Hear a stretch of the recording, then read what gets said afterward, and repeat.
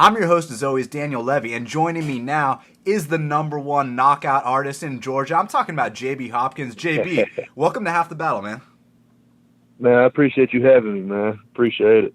Anytime, dude. So obviously you're coming off the walk-off KO victory the other night, and dude, what's it like when you knock someone out, you get the walk-off, and then, the crowd's going crazy? I mean, what does that do for you, bro? To me, it's just, I don't want to say it's just another fight, but I don't expect it. I throw the combination and they fall. I'm kind of shocked because I didn't expect them to fall, but when they fall, I'm like, oh, okay, cool. I just walk off. So there you go, man. So, dude, when did you realize you had that kind of KO power? Because with a lot of guys, they can finish guys via strikes, but it's more of an accumulation. But with you, you have that one hitter quitter. I knew it before even training, like doing street fights. I always knew I had the knockout power. So when I started training, that was kind of my downfall because I knew I had it, and so I kind of shied away from like the technique because I knew I had the knockout power. So now I'm trying to focus more on technique than more on my knockout power. So it's kind of a gift and a curse. Well, it makes sense, man. At the same time, you gotta get that experience, and that's what you've been doing. So, do you feel like, now with your new approach, the technique first, the knockouts are going to start to come more regularly? Oh, yeah.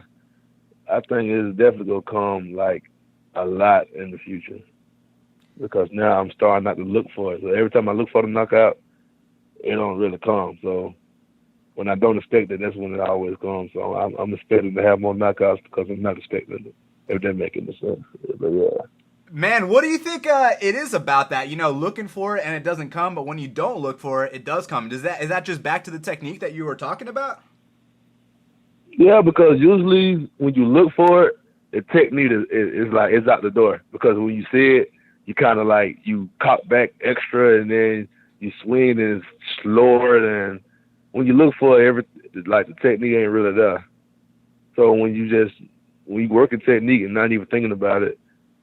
It's more technique, it's more speed, more timing.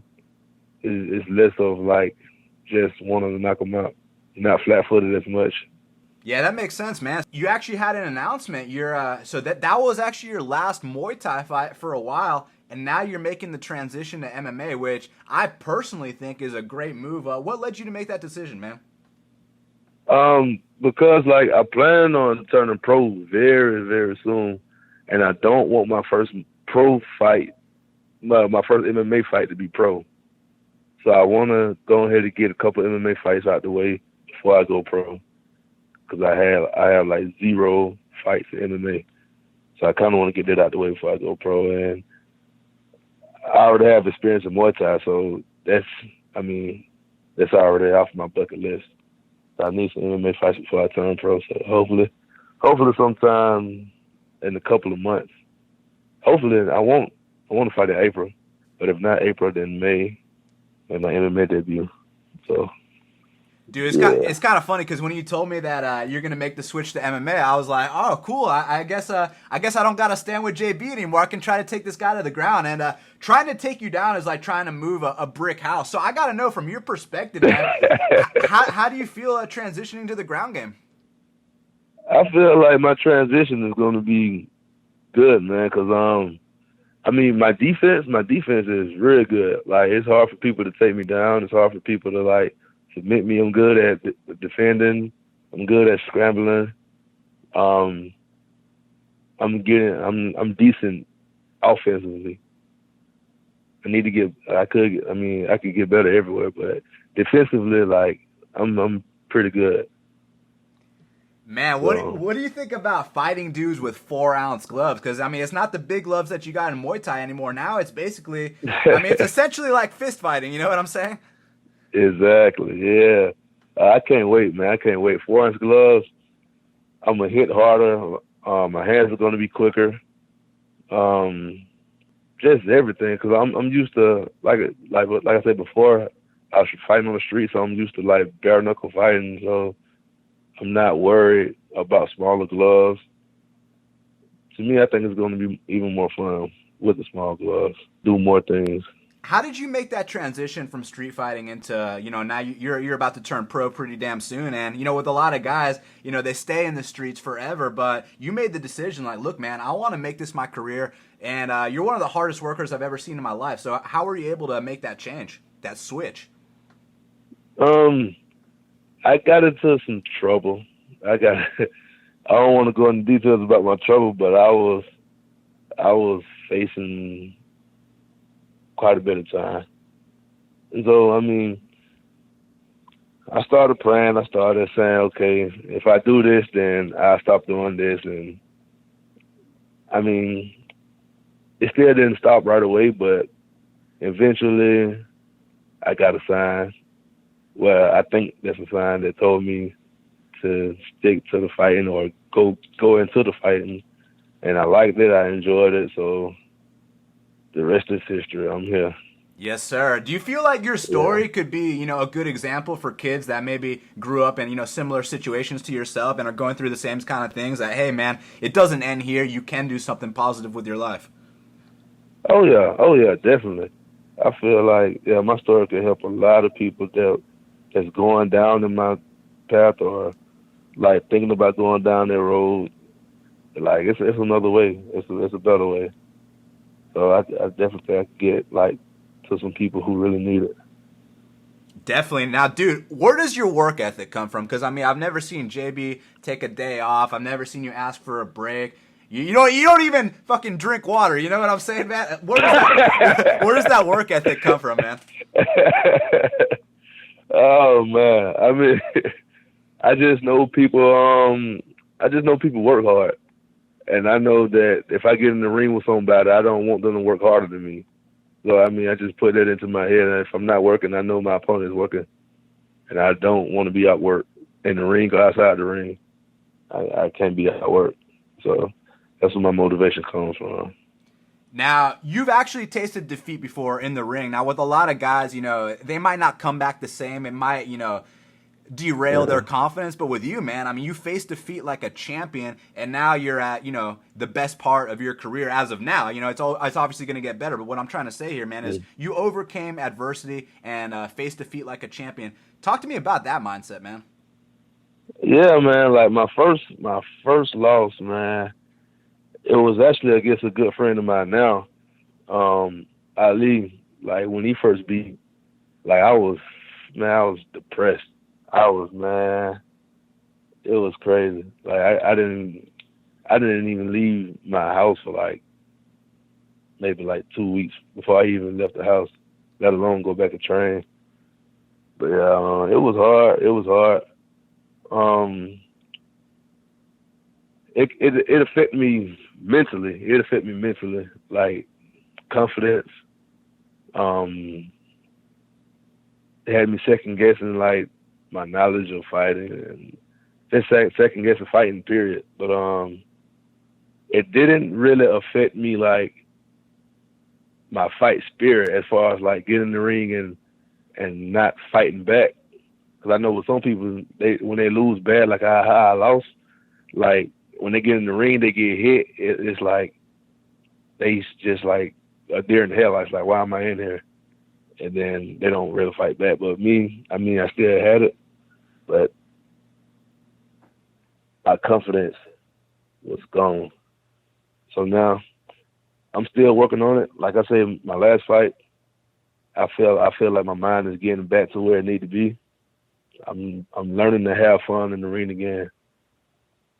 So it's pretty cool now. It's pretty cool. Man, that's awesome, man. I mean, you've come such a long way, and I mean, obviously, every single fight, you're gaining experience, you're gaining momentum, and the learning lessons are only going to take you to that next level. But don't you feel like those experiences that you went through are, what's going to help you win a belt down the line? Oh yeah, definitely, man. Because like I said, my first loss, it was like I got knocked down a couple times. Even my second loss, same thing happened. So like that was the first time that it ever happened. So I didn't know how to deal with it. I didn't know how to deal with like getting hurt or getting wobbled. So now I know what it feels like. I know what to do if it happens. So like, it's gonna be a time again when I get into a ring with someone that's better than me or at my level.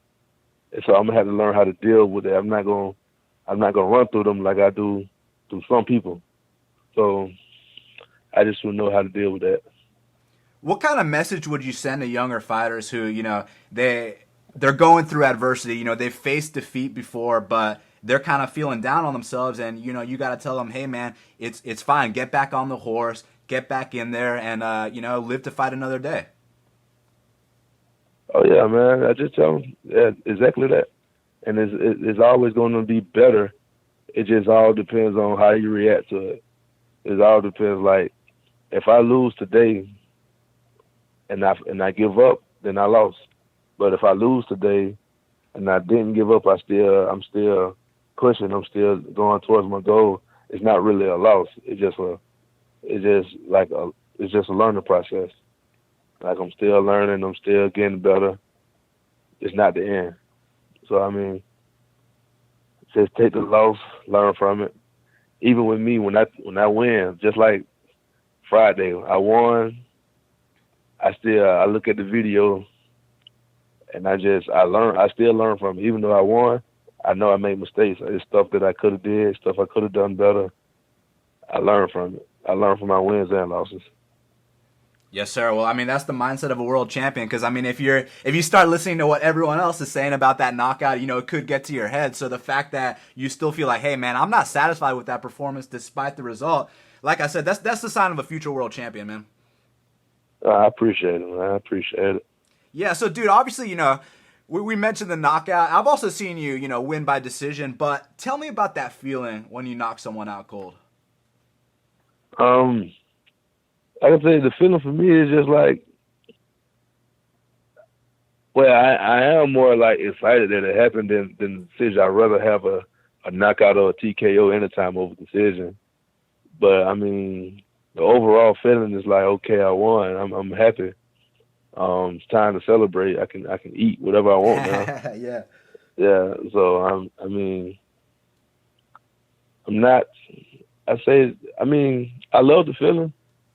But I can't really give it like, I can't really put in words how I feel. I'm like, okay, cool. He on the ground, the fight's over with. I'm happy. On to the next. Yeah, no doubt about it, man. Yeah. So you feeling pretty pumped to make the switch to MMA, man? Because I mean, it's obviously it's a different sport in general, but you know, at the same time, it might you might learn what these people are all about real quick, because you hit them one time with those 4-ounce gloves and they might be shooting on you right away. You stuff a couple takedowns and then they're in your world standing up. You know what I mean? Then they're going to be forced to stand with you. Exactly. So, I mean, going to MMA, man, I am excited. I plan to shock a couple of people, man, because all they going to expect from me is stand up. And I got a couple things up my sleeve, but I don't want to give all of it away. But it's gonna be a surprise. I want to show out in the MMA world too, so it's gonna be good.